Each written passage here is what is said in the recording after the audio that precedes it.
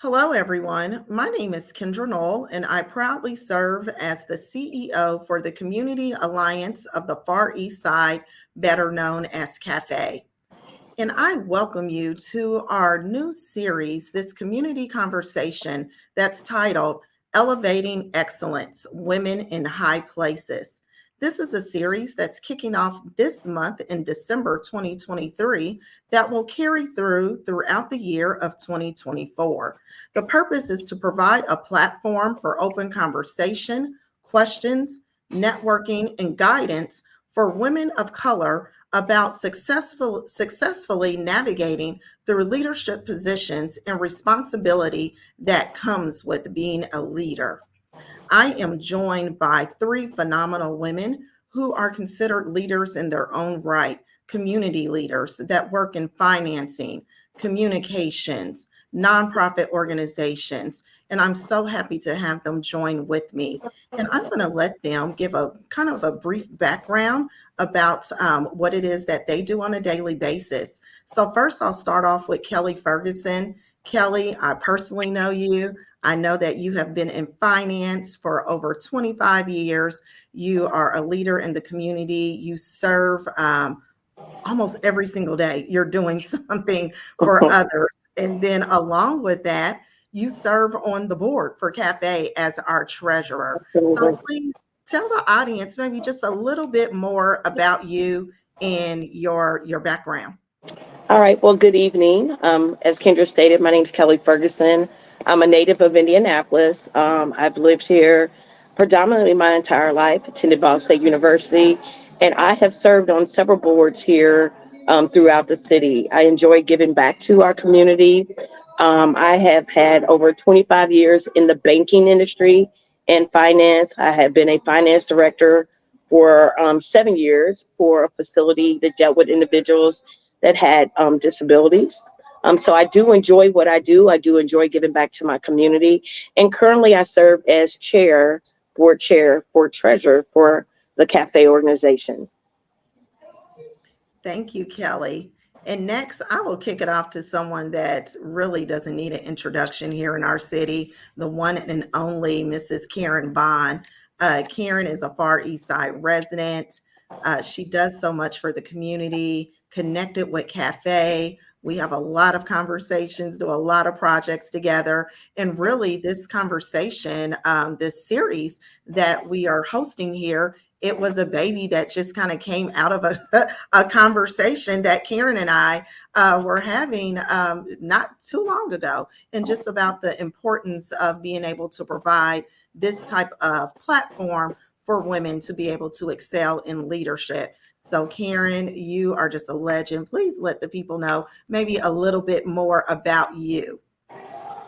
Well, first, just thank you for having me with you all this evening. Just really excited to be with you and be a part of Inspire You.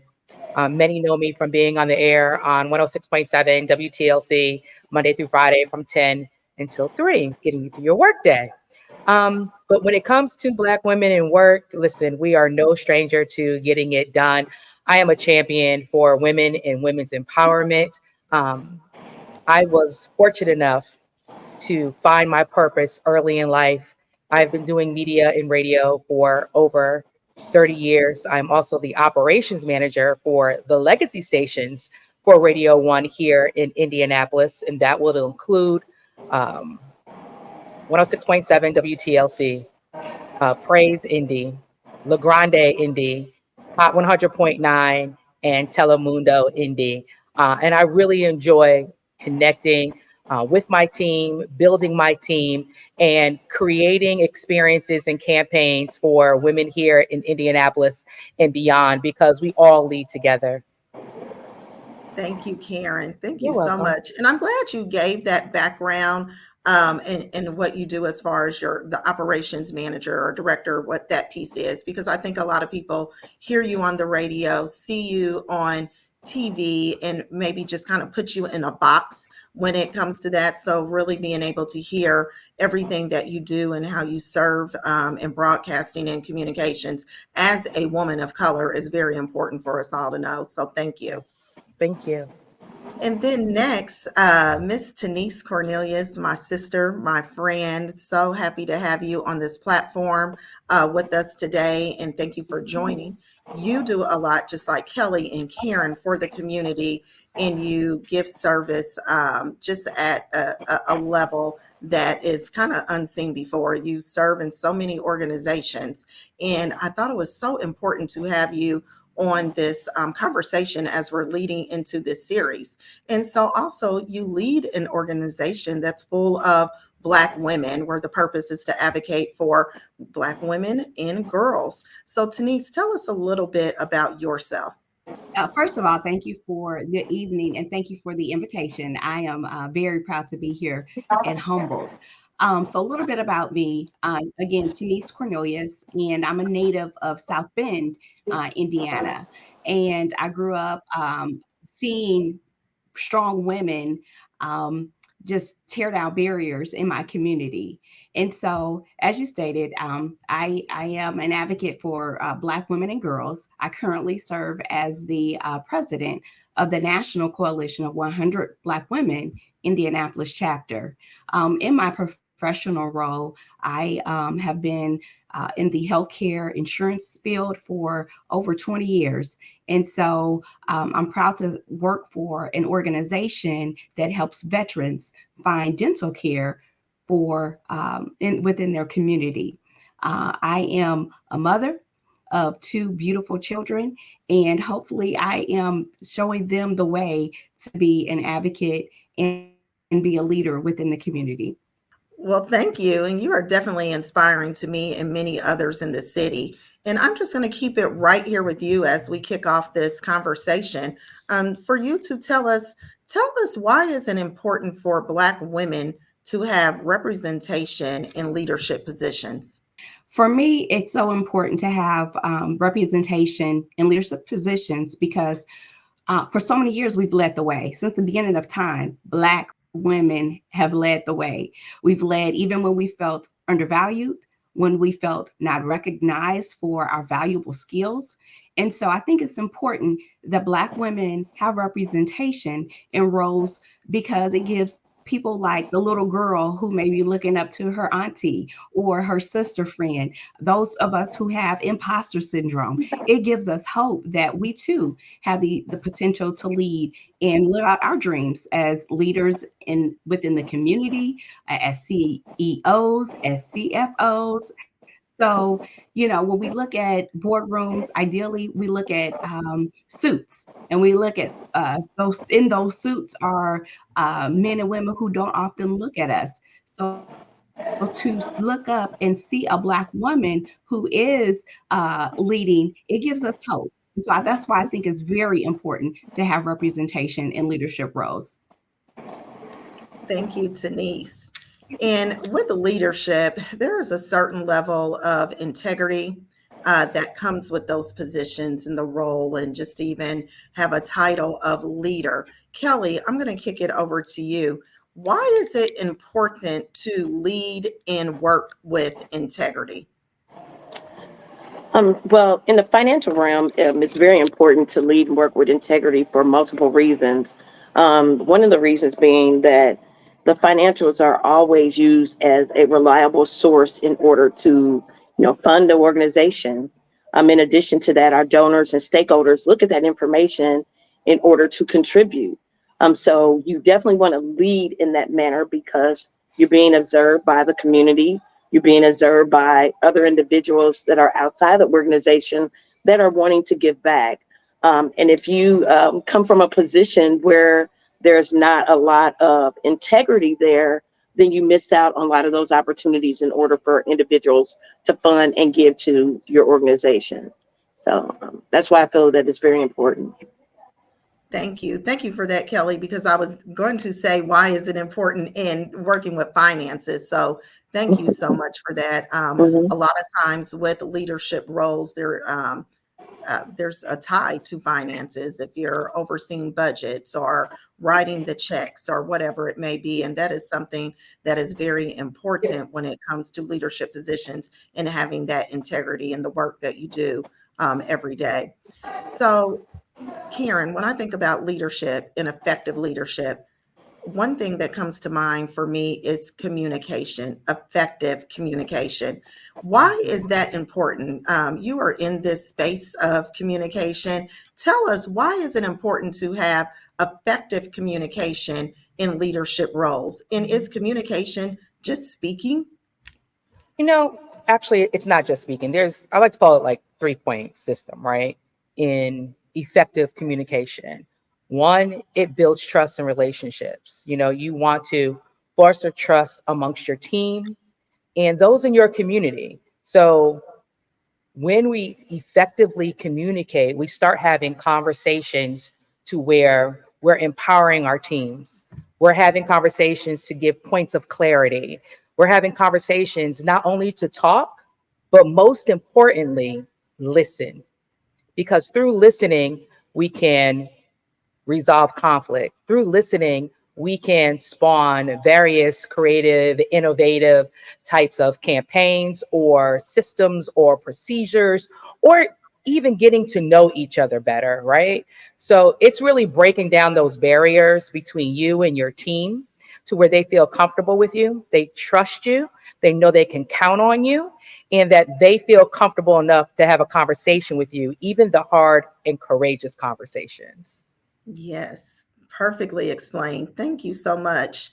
Denise, so you hear this term, have a village, support a village. Tell me, from your opinion, especially with you leading an organization full of women, why is it necessary to have a village of like minded women who are in pursuit of leadership? Okay, I'll tell you that. Well, let me first share this with you. My mother sent me a meme today, and it stated, behind every successful woman is herself. I responded and replied to her with the plus sign, God and family. And so for me, it is very necessary to have a village of like minded people who are part of your tribe or your personal or with you, who hold you down on a professional or a personal level.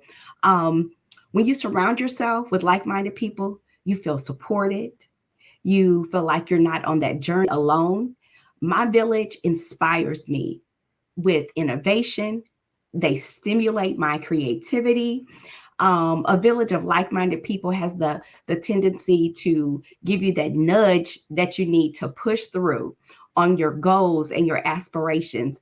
And so I don't think that I would be, where I am, be as successful as I am without my village. My village is everything to me. My sisters, my blood sisters are support to me. My sorority sisters give me so much inspiration. My sisters like Kendra and those that I look at from afar, you all inspire me. And so again, I don't think that, you would have sometimes you think in your mind about an idea, but then your sister will call you or your sister will send you a text about something and it just connects the dots for you.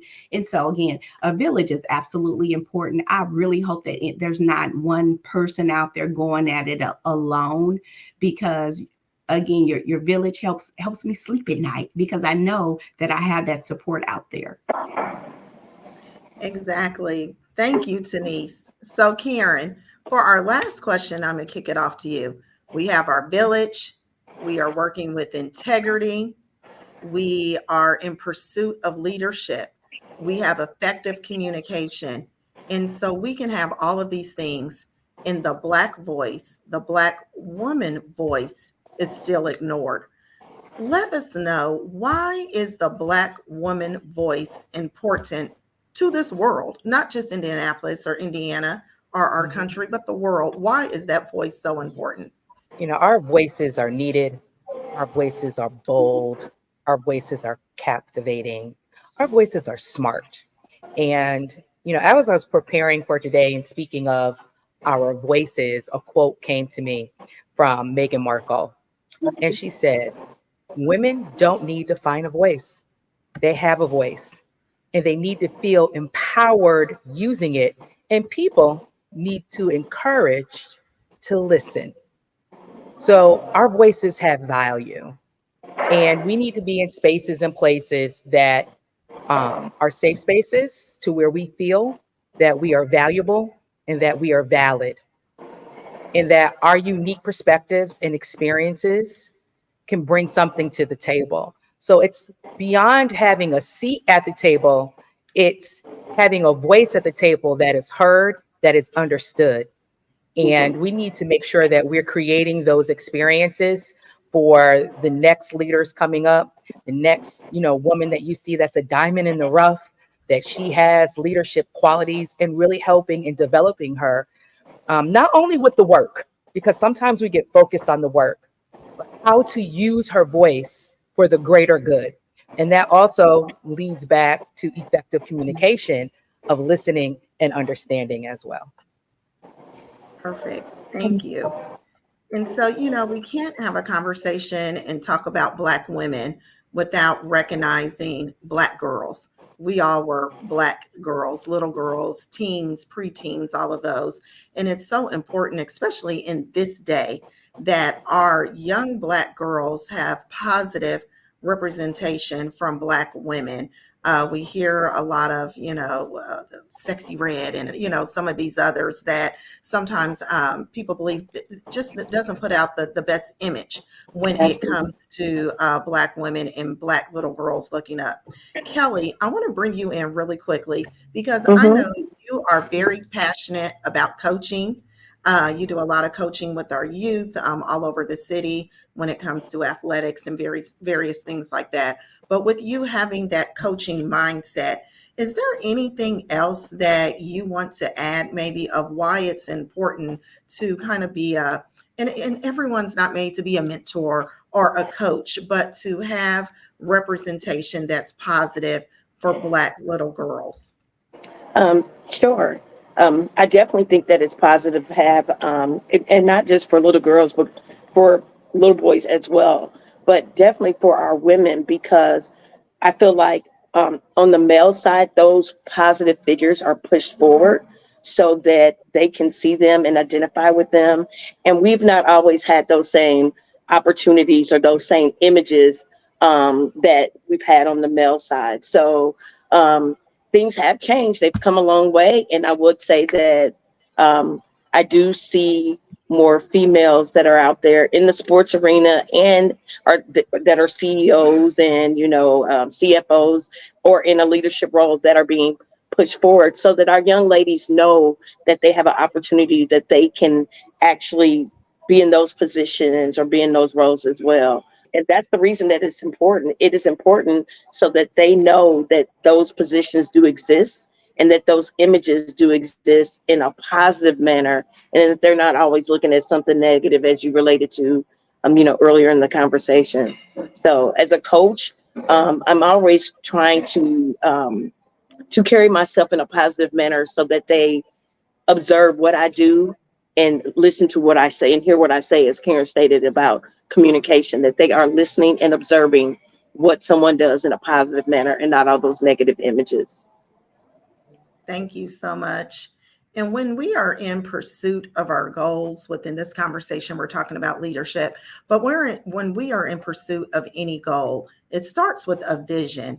And Karen, I know that you lead an annual vision board party for women. Can you tell me just a little bit, why is having a vision, why is that so important, especially for women? I use it as a guide. I would say about 9 years ago, a few friends and I got together watching Black Girls Rock and created our vision boards of what we wanted for our life. What did we want to see, in areas of finance, relationships, as well as career, and really holding ourselves accountable. So using a vision board as a roadmap to hold you accountable, along with your sister friends and your tribe, as you talked about earlier, can be your accountability partners and help you through that. Because, hey, sis, you said you wanted to travel more this year. Have you booked that flight? Have you gotten your passport? Sis, you said you were working on being a manager. How can I help you do that? Is there anything that I can help you with in the role that I'm in to help you achieve that goal, right? Or you wanted to work out, you said you wanted to drop those last 10 pounds.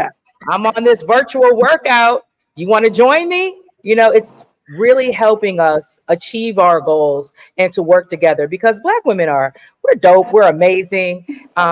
We make things happen. We know how to turn lemons into lemonades, and lemons are good too because they're teachable moments. Yes, yes.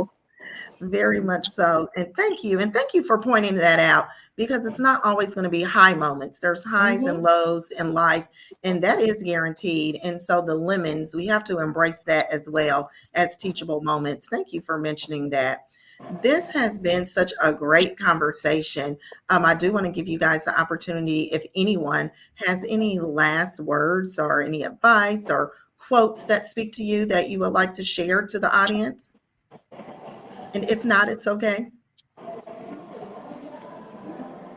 No, I Well, just want to say thank you for pulling this have a together.